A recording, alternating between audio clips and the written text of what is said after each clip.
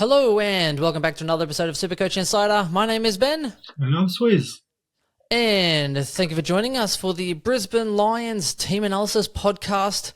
We're going to go through all the draft relevance, standard relevance, and like we like to do every year, go through and pick apart the team and give you our opinions.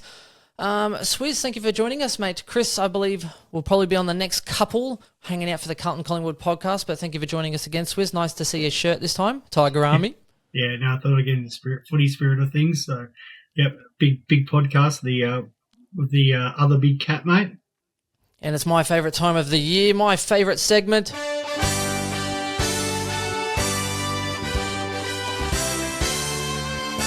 The Lions. Having a drink of the little creatures today because when I talk about the Lions, that's exactly what I get in my pants, some little creatures. I'm excited. So I could imagine. Before we go on, though, SC Insider 100, Twitter, Facebook, Twitch, all of those platforms as well. Supercoach Insider, look for us on the YouTube as well. And we're going to talk about the Brisbane Lions today. So, again, our format is we're going to look at top 10 potential, those on the rise, whether that's their average or their dollars that they're going to make. Draft sleepers, so to help you in the draft leagues on who to look for. The burn man, and sometimes it's harder than it looks. In other clubs, there's plenty of them. Aaron Hall, and rookies as well, and touching on those that we can kind of keep an eye on. All right, Swiss. So the Lions, look at they finished pretty well last year. I think the Hawks gave us a nice little touch-up in round one or whatever it was. And, so they finished really well. Was it the Swans? The Swans gave you a touch-up round one. And then, you're 1-3, but then recovered. It got on I think an 8-game winning streak and finished the season really strong. 15 wins, I think, overall. It was really nice. solid. So. Move that mic closer, my man, Swizzy. And, I think they're really good. I think they're probably one of the bigger excitement teams as well. I think they've had disappointment the last couple of years. So hopefully you would think, I don't know, okay, so you think, well, I'm hoping that they've learned from those lessons and are going to bring that winning spirit to Brisbane Town. And everyone, I think, except for the Bomps Express, would agree that the Lions are en route to some lovely success this year, Swizz. Well, you're hoping to prove the Bomps wrong, but you guys were really good. Unlucky in that final against the Bulldogs. It was at 1 point in the end, so it could have gone either way. And obviously the Doggies went on to make the grand final. So you were that close. Some say you blew it the year before, but absolute heartbreak sitting there for that game. It was just the roller coaster of emotions. I can't even describe. I just cannot fathom. So, all right, let's go into the top 10 potential and have a look because the Lions do have a lot of relevant players for standard and for draft leagues. Starting off, number one on the list, it's one of my very favourites. We're going to talk about Lachie Neale first of all, and he is definitely top 10 potential. He is probably one of the most relevant players this season. And I just want to give you a little bit of a recap here. So he's 543k midfielder. He is 100% should be a lock in every situation possible, every league of fantasy that you are playing. And not only still, even in draft leagues, I think he's one that's definitely going to be going sooner rather than later. I can't see him going much past the first 1.5 rounds at all because anyone that has a C locked in, if he's there for a VC, 100% the first person to get a VC option, if Neil's on the board, they should be taking that hands down. So let's have a little bit of a recap here. 2020, all right? So last year wasn't his best year. He came in, had, calf issues, wasn't running very well, then had a bad run, syndesmosis, back issues, like you name it. He pretty much, the good news is he had all of his injuries in one lovely wrapped up year. Before last year, though, he played 126 out of 127 games over 6 seasons at an average of 115.5. He also had a 59-game average of 122.5. He's 28 now, okay? He only had 3 scores under 100 that year. He averaged 146 in the first 12 rounds. He averaged 111 from round 13 to 18. And he also had 12 scores of 130 or more, including 4 scores over 150, 2 scores over 160, and a score over 170. He is an absolute freak. And when you look at the price you get, it's very easy to use recency bias to get turned off from these kind of people. But when you look at the quality of player in front of you, he's still young enough and able to get into his peak. The rumours are that he is fit and hungry, and that's from Whiting, the journalist. Been following some of those news and the Michael Whiting, I think his name is, unless I'm saying his last name wrong. Yeah. So I usually follow a lot of his stuff there. So apparently he looks fit, he looks hungry, and I'm extremely keen to see what he can deliver this year. Is as simple as that, Swiz? You just have to lock him in. Like, I'm not being completely, I'm biased, but am I completely biased? Mate, there's 30,000 people have started Supercoach so far this season, and so far only 50% have put him in their team. I don't know what the other 50% are doing. Don't care how much you got burnt by him last year. This guy is an absolute lock. He's a VC. He's a captain option. As you said, outside of last year, doesn't miss games. He's the number one guy in that Brisbane midfield. And in some matches, he's just untaggable. So, I'm more than happy if my opponents want to play me against him and let him go 150, 160 while they don't score or while they don't have him. So, yeah, no, mate, everything you've said, this guy is just lock him in. Yep, I agree. Let's just add to that. From 2019 to 2020, he scored 110 or more from 69% of his games. He also scored 140 from 43.5% of those games, which means that he is a very good VC option in draft as well as standard. I just think it's someone that a lot of the people will be on, and if he goes big, you're going to be hurt more by not starting him. Well, it's not even. It's not the price difference too. It's not if he goes big, Ben. His favourite three teams to play against are Essendon, Port Adelaide and North. And the first three teams Brisbane play are Port, Essendon and North. So his last two games against Port are 130 or 177. His last three games against Essendon are 157, 157 and 140. And his last three games against North are 156, 134 and 140. All right, VC nil the first three rounds. There you go, Yeah, Captain Swiz. It's just lock it in. The Lions are going to win at least one of them, probably two of them. They love getting the percentage of the pie, as we say, because when they win, they average about 1,750 Supercoach points in those wins. So you've got about nearly a 90-point average over their whole team, and Neil gets a large chunk of them when Brisbane wins. So it's a no-brainer. 543, put it in. Simple. No, I like it. Alrighty, let's go next to the list, and I think it's pretty easy to. There's quite a few of these Lions premiums here, but it'd be hard to ignore Jared Lyons. Now, I know a lot of people that are overlooking Jared Lyons, and he's very expensive. He's 640k mid, so he is definitely on that high end sort of price of things. You look at your Sam Walsh's and a few of those others, your Zach Merritt's, your Parrish's, probably cheaper than that. He is definitely pricey, and I can understand people picking Lockie Neal. So for that in mind, if I'm having Neal, I'm probably not picking Lions because you don't want too many premiums from the same side, particularly with COVID and all the rest of it, on top of all the other issues you're going to have with having a stacked side. But look, he's played 61 out of his last 61 games for the Lions, and he's averaged 115.3 from his last 51 games. So for the last 2.5 seasons, he's pretty much been dominating. He had 12 120-plus scores this year, or 2021, should I say, including 2 130s, 2 140s, and a 150. I think he's an exceptional player. I think he's someone that you should be able to get into draft league, not as your captain probably, but as a VC. I wouldn't mind that because he is very consistent. I can't see his role really changing for at least another year. He's doing so well that it's kind of up to your Berries and your McCluggages to knock him off. That's how I see it, because he's dominating it, he's killing it, and if McCluggage absolutely went in beast mode, then they might be able to knock him off that spot and force Lyons to go play that sort of mid-forward sort of role. But the team's doing well with Lyons in there. He seems to be killing the clearances and the contested ball, and he just likes to put big hits on certain people, and yeah, I think run with it, Swiz.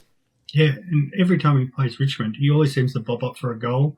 And it never seems to be anyone on him because, the attention goes to the line breakers and McCluggage or even the Zac Bailey. They make sure they're manned up. People try to tag Neil unsuccessfully, but Lyons just seems to run around and do his own thing. Great M2 if you snag him there in draft. Supercoach standard, it's a case that, like last year, those who jumped on him when Neil got injured, fantastic. And same again, if Neil or McCluggage were to go down, yep, go out, go get Jared Lyons, bring him straight in, because he's going to be the number one in that inch in the room, and he relishes that role as well. So, it doesn't worry him. And at the moment, I wouldn't be starting him because there's better options, but definitely someone that tracks, especially if he does drop in price. So he has a couple, say, lower games, just because there's other midfielders in there, or if they, decide to rotate through those Brisbane's early games where they have, North Melbourne. I think they play the Suns in round 5. You've got the Pies early on as well. So, if they do put a few of the other boys in there and he, might play a little bit more up forward or do that, if he can drop under, if he can get to 550, 540, he'd be perfect to bring in as one of those upgrade guys because, as Ben said, he's really consistent. I'd be happy to have him on my side at the right price. Yeah, but playing against those first few teams, it's going to be hard, I guess, for that to happen, you would think. So you're just hoping for him to be rotated out. That's the only thing. And that if not, it could work the reverse. And those 2%, I think, that are on him at the moment could get a massive payday there and move up the rankings with him in your team. All right, let's go to the next one. Daniel Rich, 582,000 defender. Had a very, very, very good year. So it was pretty much chipping away from that 90 towards 100 average on and off for the last sort of few years. Came out really well. Averaged 113 for the last 7 rounds. Only went below 89 twice for the season with a 72 and a 65. 1300s, 5 120s, 2 130s. Daniel Rich had an absolutely outstanding year. And now when you think, okay, well, Birchall's gone, realistically, all the ball coming out of defence is going through Daniel Rich. Possibly now Dane Zorko that he's there. Possibly moving, to defence in the halfback flank. There's also Coleman, I think, Coleman Senior playing some possible halfback flank. But when you have such a penetrating foot like Rich, it's no wonder they use him as much as they can. And for that, I think he's a very good option. I wouldn't mind him in my draft leagues, even as a D1. If you miss out on a couple of those other key players, you could do a lot worse than having a Rich in your D1 or D2 spot. And the benefit as well is that Rich has already had COVID.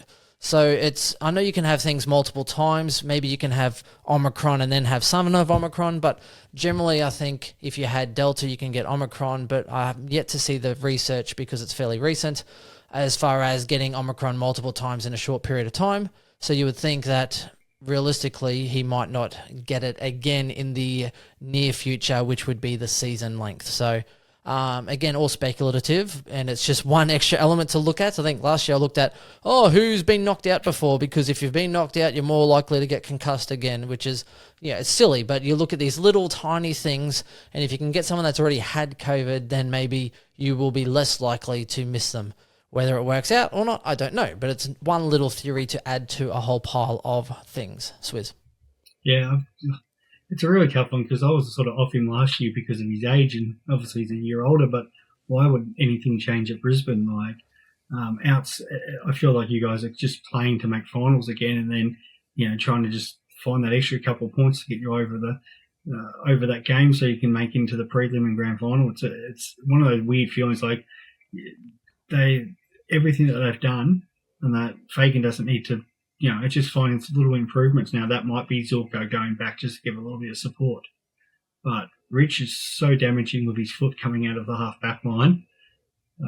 They like getting the ball, especially Harris Andrews, intercept mark, look for Rich, hit up McCluggage or hit up a Neil down, in the middle of the ground. So, or get within 70 metres from goal and go, look, Daniel Rich.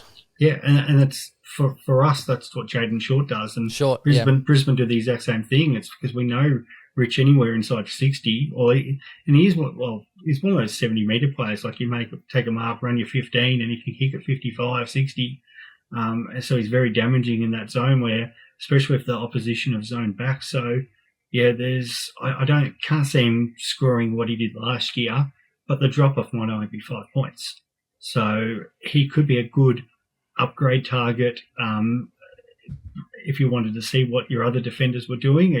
But I've got no issue with people wanting to start him because... I don't have an issue either. I just don't have the money or space for it. I think, again, the ones that I'm looking to start in my side, again, you're looking for people with probably some upside or a little bit more assurances in that line. So for me, I like Rich, but again, he's probably more of an upgrade target for me, and he's someone that, if I miss out on those first handful of defenders, then maybe as I come back through in the second or third round, you'll be able to get him. So up in here in Queensland, Daniel Rich will probably go a little bit sooner. If you're in Victoria or somewhere else in the country, you could probably even get Daniel Rich quite a few rounds in, and have him as your first or second defender. Wouldn't be the worst thing in the world. Yeah, we've got a guy, Keezy, he's a Brisbane supporter in our group. So, yeah, there's no letting Brisbane Lions slip through for value in our draft league. But, yeah, definitely if you're playing in a Victorian or South Australian WA one, or maybe not WA because Rich originally from there, but, yeah, those other states, you can get real value with these sort of interstate players that people aren't focusing on, because he is around that same average as Stewart, Hall, Lloyd, which everyone will be targeting. And then all of a sudden people are like, oh, well, I've missed them, might go a midfielder, or I've already got Neil, or I've already got a Lyons. Do I really want two Brisbane players, as you said, with the COVID situation? And that's even the people's thoughts and standard. Like, okay, I'm trying to, spread the players from different teams in my squad, so people aren't naturally thinking about Rich. And yeah, you could be able to pick him up, and it's a bit of a value pick. See, I love getting hyped players that is from someone's team that they really like. Do you know what I mean? Because then that way it's like, oh, perfect trade value right here. You know the team that they go for. You hear someone that's hyped up, and people that they want to jump on, and using that as trade bait, always nice if you don't have to jump too early yourself. That's a little side draft tip for those who are listening who like playing their draft. So very important. Suss out who everybody goes for in your draft league. Did that to Chris last year, actually. Yes. We had, I think Dan Houston was there, which I thought at the time I probably should have got. And I went with Dawson from Sydney, knowing that Chris was eyeing him off. And he was livid because I picked his pocket a couple rounds early in draft this year, and paid the pudding there, Chris, because I won again in the 12-man league. So, all right, let's move on to the next one. The Big O, 509k Ruck. I like the Big O. He's from Brisbane, but I don't know why anyone's thinking of starting him in fantasy football Supercoach. Look, I get it. He had a good little run of games, but Swiz, tell him what's part of the problem here with the Big O for standard. Well, I was actually shocked to find out he was 27 years old. I followed him really closely last year because I had him in my draft leagues, my Ruckman. So he was fantastic. He's second half of the year. Some of his scores, 110, 114, 106, 148, 113, 120, 131, 96, just blew it out the water. So, fantastic. The issue becomes, that sort of, I worry a little bit about that age. And we know Ruckman's sort of come in their prime and that, but, the way he's sort of been in the system and played, he's had a long time where he hasn't really scored that well, and I thought it was a bit of a purple patch. And some will argue, well, Neil's coming back, so he's got more points to hit down, but I don't think actually those hit out at the advantage has changed because it was hitting the same down to Lyons. I just think Neil takes more of the percentage of that pie off him, where, McInerney was probably getting some more of those points and some more of those tackles and stoppages and stuff like that. So I just can't see him going on a run like that again. But in saying that, I've seen him pop up in a few people's sides who think, that's the start and he can continue on. But I'm a bit worried about that.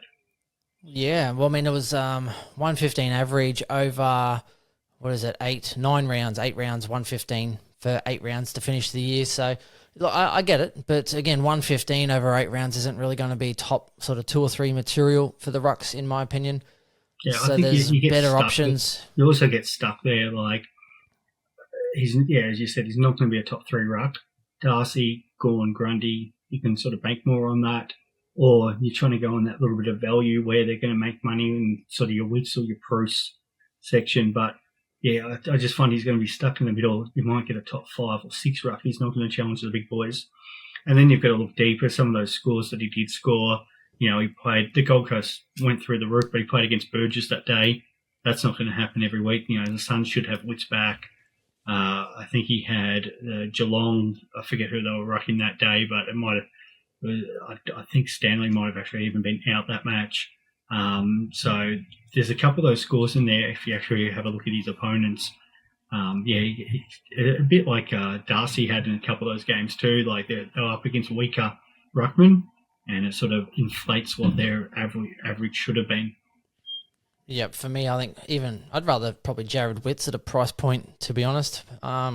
Always chipped her away at that sort of low 100 average, so I get it. But for me, even in draft leagues, I'd let someone else take the risk, and I'm a Lions person. So, like, rucks, if you miss out on those first handful of rucks, I wouldn't be jumping to bring in the big O over. I'd rather be bringing in like a quality forward or a quality defender, knowing that there is some actual depth in the ruck line, particularly if you're only playing one ruck. It's a lot easier that way. There's definitely value there. You don't have to jump super early if you miss out on the top handful. So what are we talking, like Gawn, Grundy, Darcy. Goldie still, I guess, very serviceable. Nick Nat, Riley-O. Nick Nat, and probably even those four. And then after that, I'd probably, Riley-O makes sense. But then Riley-O, the Big O, so Rob, the Big O, those kind of people can generally wait. It's not imperative that you jump early because you still think about the talent on offer at that point in time is still high. And I think we've said that approach most years in our draft feedback. And that's why, I took him last year because I got Luke Jackson in my keeper league. So I wanted a ruckman who's going to be around for 2 or 3 years while Jackson develops and pick Big O up really late. So who knew you only needed someone for a year, Swiz? That's right, need him for a year or two and it paid off. Yep. And I think because of his really good year, I think a few will jump on him earlier than what they should. And we've said it before, if you're in a 10 or a 12 person draft league, there's so many rucks to choose from, you can literally just wait, round 16, round 17 and pick one of them up then. And I've seen people jumping early already for Big O in standard, and I just can't see it. But Look, that's that one there. Let's move on now. Let's go to On the Rise. We'll start with the probably breakout contender for me on the rise. I think his average is going up. It could be wishful thinking, but Hugh McCluggage for me, 544k mid. There is reason to believe that at some point he is a quality player. He is going to go up in average. Will it be enough to be a top 10? No, I don't think so at this point in time, but it could be at some stage. He's definitely capable of averaging you a 110 plus. He could average 115 plus, obviously, if things go his way. But the issue is still roll at the moment. I think you'll get a bit more inside and outside time and split between the two because you have Berry and a few other things going as well, inside, outside.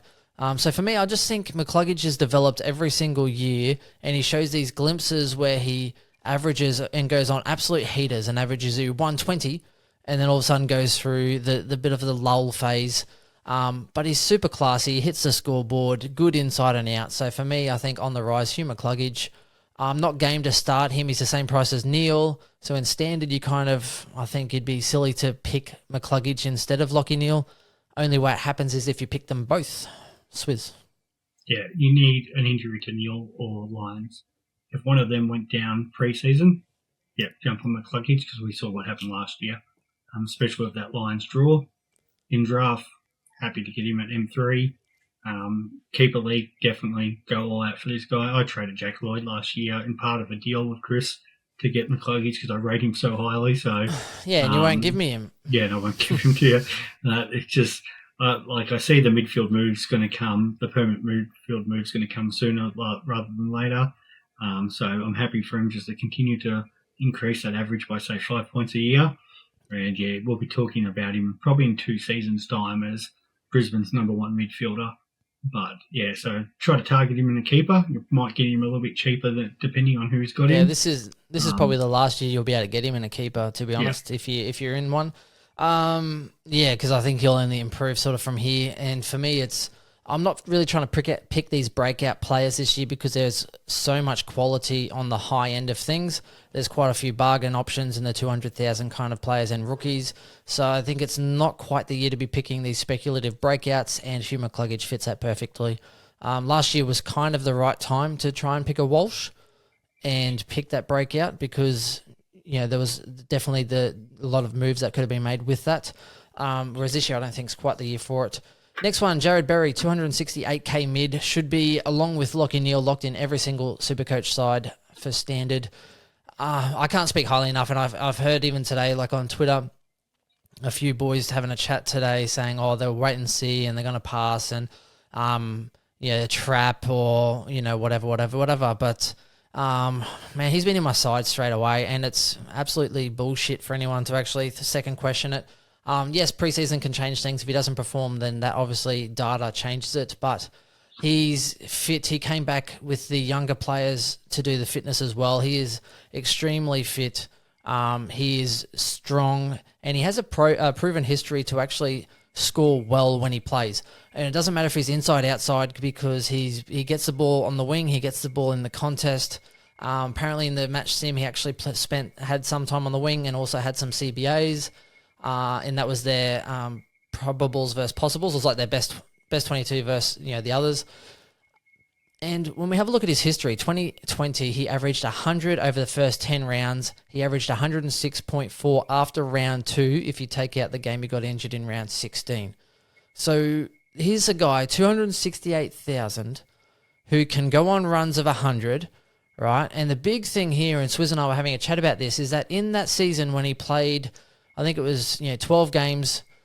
I think one of those was injured at the end. He started off with 2 bad games, had a really good run, got injured at the end there. He had 600s, but they were all 120 or more. So he's had scores of 127, 150, 121, 124, 133, and 141. Half of the games he played were over. When he hit 100, he went straight to 120 plus. So for someone that's that cheap, who just had a bad injury last year, couldn't get on the park because, groin and everything else, right? But he's been training, he's been running, he's fit, and he has the recent history of going 120 plus when he plays 50% of the time. It's a no-brainer for me. And he'll do that regardless of if he's got some wing, some middle rotation. He's fit, he works hard. I say that all the time, but for me, it's a no-brainer. At that price point, I think it is extremely low risk because he's going to be heavily owned. And he's best 22. He's not going to be missing games. Lock it in. Swiz. This is going to be a bit of this is my bold prediction about Jared Berry. After round 2, he's going to be the most traded out player because I think they're going to let him get back into it. Port Adelaide, Essendon, he's probably going to go like a 50, maybe get it a 60 first couple of games, and then that draw really opens up. And you can see it'll be either round 3 or round 4, he'll come out and smash one of those 140, 150 games that he scores, and then he'll just be in that midfield ready to go.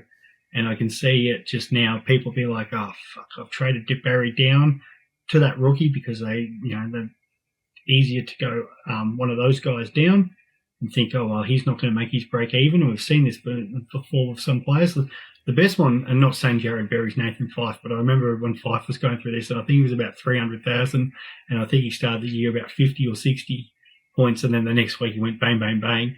And I can see Berry in that role, contested possessions. You'll get that bit of that wing time swapping up with McCluggage when McCluggage goes on the ball. And, as we've already spoken, they've got Collingwood, North Melbourne, Suns, I think Adelaide and Hawthorn after that. Some really easy games for Berry to rack up at least an 80 average. But he, as Ben said, he's got the ability to go high, and he's proven it. He's got a high score against Port and Essendon with 120. So even if he just strings a couple together, that's enough for a price increase, and I think he'll make 150,000 or more. So it's a no-brainer. I don't know if he'll go as low as you say, Swiz, in the first couple, but he might still go like 80 and 280s, and people are like, oh, it's not good enough. And then maybe Horn or someone's gone a couple of decent games of 80 for both games as well, and they're like, oh, but they're cheaper, so they trade him.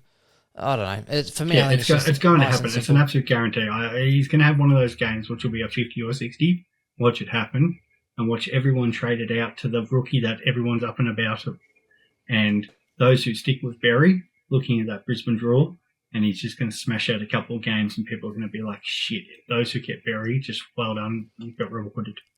I just think he's a very pivotal part of the Lions. I think they need him. They need him and McCluggage. I think he's more pivotal than Hipwood. I think he's not saying that Hitwood's a great player, but I'm saying he's really good for the setup and the matchup of the Lions. Well, you're moving Zorko out to half back, so you can play in Neil, Lyons, McCluggage, Berry, and Rayner. Because 3 of those guys are your future. Lyons and Neil can't do this forever, and so somebody's got to make way for them now, and that's why Zorko's moving to half back. Yeah, well, he'll be on our little draft sleepers section. People saying, what the hell, Ben hasn't spoken about Dane Zorko yet? What's going on? It's coming, ladies and gentlemen. All right, next one, Cam Rayner, 278K forward only. Probably get some flexibility as the season opens up. Now, it's an interesting one. So, Cam Rayner, in the past, has suffered what we call the Gresham curse, where he'll go 30, 40, 50 one week and then 100, 110, 120 the next. It's literally ridiculous. And what we're hoping and all the hype has been is that he's going to get some midfield time. So we'll see. Natural progression. He was drafted similar to the Dusty kind of Petrarca types. And Petrarca, we all knew, took quite a while to develop. And even then, he sat around that, 80, 85 average for a couple of seasons, 2-3 years before he actually broke out. So I'm not saying that it's going to happen with Rayner. I'm just saying that I'm watching it because he was tipped to play some more midfield. His previous scoring wasn't really with much midfield rotation, so it's kind of hard to actually use that data to say he'll be a good or bad player because his role's changing, and we all know that role is key. It's role dependent as to how well people score, as well as obviously how good they are. So when we have a look at when he did play, though, he had, it's like 35, 55, 80, 125, 34, 114. It's this kind of up and down trend. So hopefully with some more midfield time, some more midfield rotations, that he will actually balance that out and the lows won't be as low, and he should be able to then push that ceiling a little bit higher, which is why it's tempting. Someone that's priced 278K, you look at those around it, Canelio, Gresham, you look at Kernow. So there's a few different options there. And this year more than anything, I think considering how good that those Zeeble and stuff were last year, people are probably going to be more have a tendency to actually pick more of these players this year because it worked out last year. There were so many players, like Zeeble, he's good for an 85 plus, and then averages like 107, or whatever, 100 and whatever it was, 100 plus. Impey went absolutely massively and made us a lot of money and scored well, and then we could trade him out at a good price. So they worked out so many, and it's only the Dows of the world, the people that had Paddy Dow, that are probably a little skeptical of every single person at this price point between 200 to 300,000, still kind of looking over their shoulder because they know what can happen. And it could happen with quite a lot of these players. Swiz, what do you think? Yeah, exactly. The thing with Rayner's favourite, number one pick. There's a reason why he went number one. All class about him. And if you said, Petrarca, Dusty, you go back further, Dangerfield, they all started like this. All the top high pick guys, learnt their craft up the forward line. And then when it was time, they started making the move into the midfield, and then it became the full-time midfielder. And, we might not see it as well as those guys, and we're not going to probably see that 100, 110 guy for another 2 or 3 seasons. But I can definitely see him getting at least 400,000, 450,000, and it's really just we need that 3 or 4 weeks of decent scoring. And we've talked about that. Yeah, and we talked about that Brisbane run, North Melbourne, Collingwood, Suns. They've got Sydney, West Coast, Adelaide, Hawthorn. They're all games behind the bye. Even if he spends time up forward, though, Ben will get into him about his kicking accuracy for goal, but he can definitely get on the end of a couple of them. They're going to spend time in the midfield, get a bit of a run in there. He'll get, these Brisbane Lions players will be getting 18, 20 possessions just walking on the field in some of those games. So, to me, how has no one told Rayner not to lean back on a set shot? Well, it goes with all of those guys, mate. He props and fully leans back and sprays it. Well, doesn't kick through it. He leans back and sprays it. It's a big call, but he's Dangerfield 2.0, mate. Dangerfield's one of the worst set shots for goal. He does, and that. It's just, I don't know, maybe he was watching him growing up. He's, from that. It's almost from like that when you kick at so, training. Yeah. When you kick at training and you're mucking around, you kind of like, here you go, you line up and then you just lean back casually and, get it or miss it. Yeah. So I see it more in general play. Hopefully they give him a couple of handballs on the run and he can slot a couple through. But yeah, there'll be points for taking in the some standing of those start games. chip pass where you're kind of like standing there and then you sort of just lean back to kind of up and over. Anyway, there's a reason why we called him Sprainer. Hopefully he's improved his kicking. So for me, look, I've had him in my side. I've probably still got him in my side. I'm watching him. I am skeptical. I like him, but at the same time, it's one of those things where you have to use your head, not your heart. And the role's there. He's training well. Apparently, Fagan has had his eyes closed sometimes because he's trained. They held him back before Christmas, and he's just been going after it, doing everything, training uninhibited, unrestricted with the knee. Looks good. Doing things where they kind of like Fagan's got his hand over his eyes or fist in his mouth or whatever, hoping he doesn't get damaged or injured, and Rayner's just doing Rayner. And, yes, he might get injured again, but he is not showing any signs of having the injury from all accounts, and he has the role. So when you look at those two things, he's cheap, and we could all use a bit of a discount in our lives. So that's why he's in definitely consideration there. Next one, Zac Bailey. We kind of spoken about briefly, 459K, definitely someone who could be on the rise as far as pricing on and average. So he's someone that you'd have to pick for a genuine breakout. Not sure if he's there because with the new rule changes and the position changes, I can't see him getting to 100 plus. So for me, it's probably more of an increase in average, probably more draft relevance. He did average 88 for the last 17 rounds. He has some very good scores and some very bad scores. Still be used partly through the centre bounce in times in stoppages, but he's very, very accurate and impactful in front of the goals. So he's gone well with multiple hundreds and 120, 133, but he also has some low scores when he doesn't have the impact. The 61s, 49, 49, etc., which kind of does bring down your average. So, Swiz, what do you think about Bailey Smith? Do you think he has any real potential for standard, or just one of those draft players that you should expect like a 90-plus from this year? I think you just called him Bailey Smith, but Zac Bailey. Bailey. Oh, my God, Bailey Smith. Mate, I love watching this guy play. Like, he's genuinely one of my favourite Brisbane players already. I just, love the way he goes about it. Definitely going to improve, as you said. Young fella really got that half-forward wing roll sewn up. Likes to get forward and kick a goal. There was that game where he kicked 4 goals with that. He looks Don't fantastic. forget Collingwood after the siren. Yes, that too. Let's just remind that for Chris and all the other player supporters out there. So, I'm a big fan of him, but he's not. I don't think he's going to be one of those Supercoach. His game is based for Supercoach, but I don't know if he'll ever be one of those Supercoach relevant guys because I feel like he's going to get that full-time wing role at some point. But he's never going to, unless they bring in a proper wing position, he's always going to be that midfielder who's going to be maybe 100, 105, never a premium midfielder. Perfect one if you've got your keepers leagues.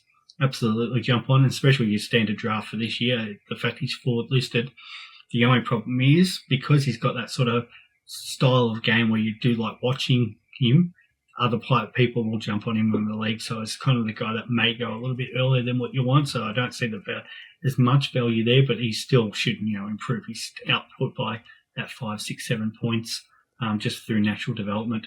But if you like watching the players if you're a Supercoach who likes watching the games and you want to tune into the Brisbane games, I love watching this guy play. Yeah. That's why I like McRae and Bontempelli. Just like to watch them play. They're so delightful. All right, let's move on to the draft sleepers. So this will be a little bit more streamlined. Dane Zorko, love him. Got nothing but respect for him. I think he's absolutely critical for the Lions. Rumoured to be playing more half-back. Whether that's his training half-back flank and then going to be doing a little bit there with some pinch hitting in the middle, I'm not too sure because if things aren't working in the forward line, first thing I would do is throw Dane Zorko in the forward line. If things are breaking down in the midfield and you need a little bit more dynamic and these young guys aren't doing it, because we all know if things don't work, they'll change it, right? Then the Lions, I think, tried some stuff at the start of last year and then changed it and went back to a different way. So if things are broken down, then one of the first things would be Dane Zorko get back in that midfield for me, or get up the forward line. We need some, we need more pressure. We need some more goals. These guys aren't doing it, so Zorko, you get up there. So for me, I think it's just one of those things. But the benefit is a draft sleeper because you could pick him up, and if he does play back flank, 6 weeks' time he gets the defender status. I mean, you should be picking up slightly earlier, just in case. But even still, he'll still score you well as a midfielder. Swiz. Yeah, I don't see people going early on him. What's he priced in Supercoach? $5.95. So he's up there with the real premium boys. Not for standard though. Don't start him. He is that guy in draft where you're rolling the dice. And that if you think, or if you've seen in that preseason, it all actually comes down to when your draft day is. If you see that first preseason game and he's just playing halfback flank, somebody in that league is going to go, yep, I'm rolling the dice. I'm taking him early because he could be in the top 3 defenders. And if you have that in the 4th, 5th, 6th round, that you're happy to pay it because you're like, all of a sudden, my D2 might be, top 3, top 4 in the league. But if it doesn't pay off, then you could be in a bit of trouble in that because you've obviously overpaid for someone like that. But so it's just like everything. It's a risk and reward. And it also depends on who's available when you pick him. Because if, say, Ridley's available in defence, then there's no point in picking a Zorko in the hope that he becomes a defender when you can actually get a defender already and then hope he's available when he comes back through. Yeah. The issue is that Zorko did average quite well for the year, so he's going to go fairly early, unfortunately. So it's just one of those things where you just need to, if you get him, hope he gets a defender status and hope he keeps scoring really well. I'd like to have him. Your perfect world is his first 6 weeks plays all halfback and he gets the DPP. Injury or something banging. And then there's an injury and then he has to go back and play in the midfield and now you've got a defender who's playing in the midfield.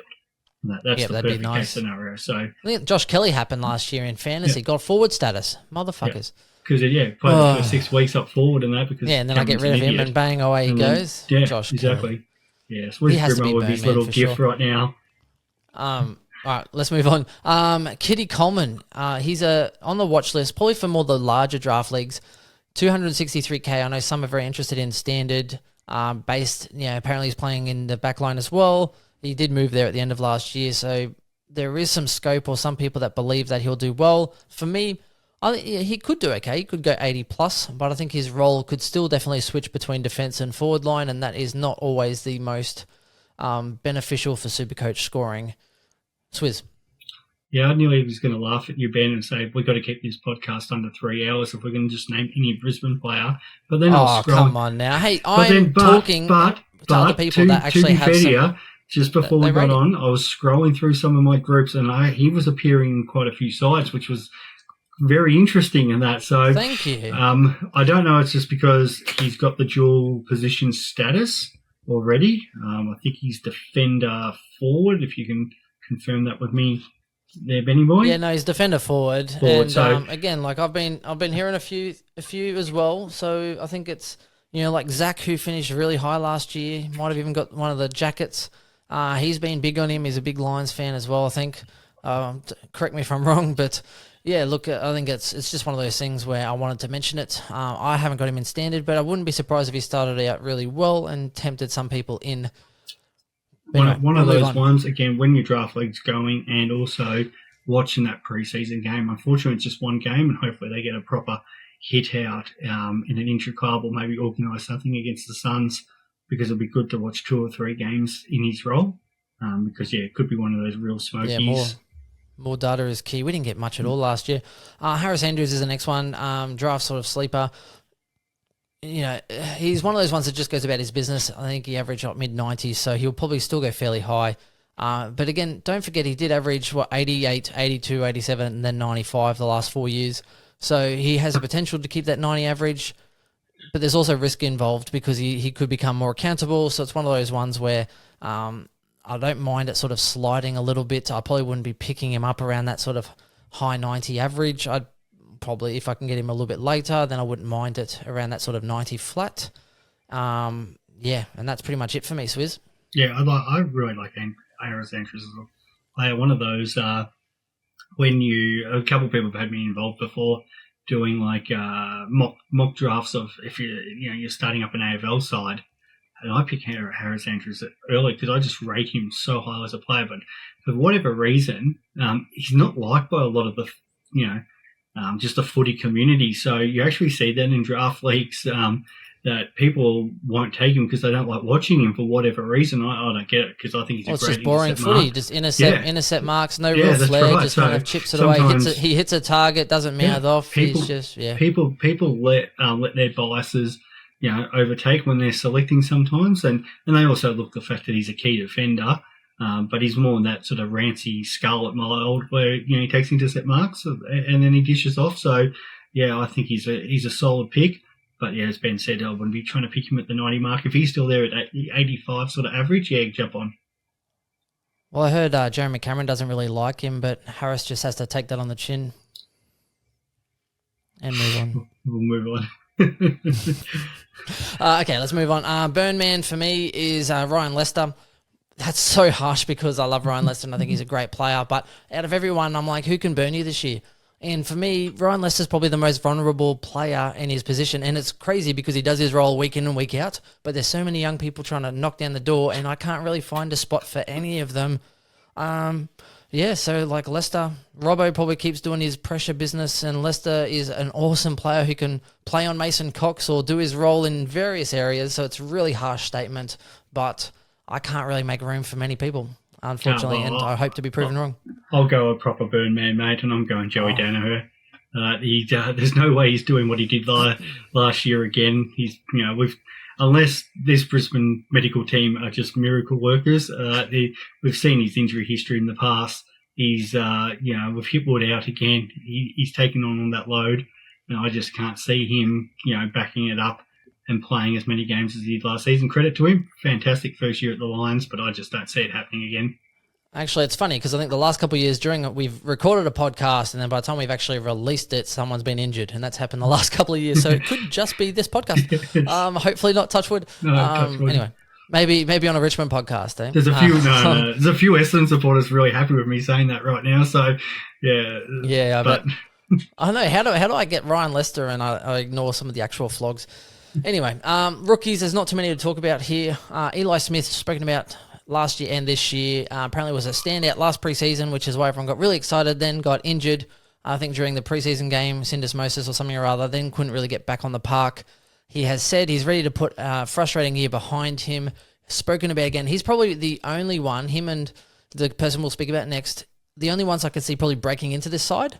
And again, it's kind of like for who or for whom. It's injury possibly might be it. If Lester's out, then maybe someone else can sort of take that role or whatever have you. But it's a hard one to do, and even then, the role isn't that secure. So even if, say, Eli Smith plays round one, I'm liking it because I'm thinking he's got talent and I'll put him in the side. But I'm not going to sleep easy over it because he could easily have a bad game and out you get because we're a winning side and you're not winning us games. He looks good. He passes the eye test. He is strong. He's definitely been improving, and he was drafted as a midfielder, and he's been working on his outside game as well, because they were trying to push him, get him to do some wing and some forward flank and to change up his roles because we all know, Keys couldn't get a gig in the midfield in the Lions, couldn't actually translate or transition into any other position, so they delisted him, and next one there's a role for him as a midfielder in Adelaide, and look how well he goes. So it's all about the role that you get, and I think he's adapting to it. And for me, Eli Smith is probably the only one that could probably break into the side, as well as Blake Coleman, who's 123k forward, has that X factor, was a 2020 draftee, I think nearly played last year. Like he was doing really well in the seconds, dynamic kind of X factor sort of player. And I don't know, Swiz, what do you think about just those two? Yeah, Eli Smith's got Will Gould written all over him again, doesn't he? Just the big preseason hype. We just think he's surely got to get in and get a gig. I think it's more fantasy hype this time around. I think it's just a mellow hype in the club, and it's everyone else looking for bargains that are hyping him up like me. And I think you're right with either him or Coleman, even if Wilmot and they wanted to play Zulko forward first week and give him a go. The situation is if you were to lose to Port Adelaide or Essendon, they're straight out the door. You kind of want them coming in with that soft run so they can get 5, 6, 7 games where weaker opponents and just stay in and work into their footy. And there's no guarantees they'll have good games in them, but it's amazing. Like your team wins by 10 goals. A couple of those rookies have poor games, but you're like, oh well, we can keep them in. Where the moment you have that loss, or to like the Lions last year, that 1-3 start, if you guys were to somehow start like that again, these guys, that might be their only opportunity to get in. So I think Brisbane more on the mid prices, but their rookie watch. You're just waiting for injuries to happen, and then if say a Charlie Cameron or someone like that went down, definitely Coleman or Smith will be next in line. But until that sort of happens, and that Brisbane have plenty of options, and unfortunately, from a fantasy point of view, they're right in that premiership window, so not the best team for the rookies. Yep, pretty much the only value that you're really looking at would be Neil, Berry, and probably Eli if he does get a gig. So, but that's it. I think that wraps us up. Swiz, thank you very much for listening to me gloat and talk about my boys. We'll make sure you get free reign on the Richmond podcast. Oh, mate, no, not a problem. Happy to talk the Lions. One of the better teams to watch. So, I could listen to you talk the Lions for a while. It's the podcast in two podcast time I'm more worried about when I have to fucking listen to Chris talk about the Pies. That's going to be fucking off down the blackboard. You mean the McRae Jr. show? Oh, yeah, can't wait for that one. And also Carlton as well. Stick around. Make sure you aren't too sensitive for that one, because I think Chris is just teeing off already as we speak, biting at the tooth, just ready to rip into Carlton and their mediocrity, as he calls it. Not me. I actually have some high hopes for Carlton this year. Paddy Cripps, number one. Paddy Cripps in my side and Rao. Let's do it. If you wanted an outlandish statement, wait until you get the Blues podcast, mate, because I got one coming. Anyway, that's it. Until next time, we'll probably get together at the end of the week once Chris becomes available, stops babysitting and out of quarantining, unless he gets COVID in the meantime, which is possible. He'll probably be in for another 7 days. So we'll see how that goes, and we'll talk to you next time. Thanks, guys. Cheers. Bye.